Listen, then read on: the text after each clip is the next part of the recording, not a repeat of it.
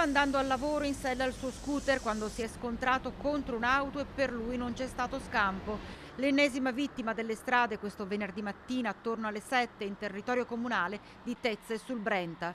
A perdere la vita un operaio di 36 anni di origine moldava residente nel Bassanese stava procedendo lungo Viale Brenta sul ponte della Vittoria che collega Friola a Tezze in direzione est quando, per causa al vaglio dei carabinieri intervenuti per i rilievi, non si esclude l'asfalto bagnato dalla pioggia, ha impattato contro una BMW che proveniva dall'opposto senso di marcia, al cui volante si trovava un uomo che vive nel Padovano. Un urto tremendo. Il 36enne è stato sbalzato dal motociclo, è piombato sull'asfalto, andando a sbattere violentemente il capo a terra sul cordolo del marciapiedi che fiancheggia la carreggiata. Inutile ogni tentativo da parte dei sanitari del SUEM 118 di rianimarlo.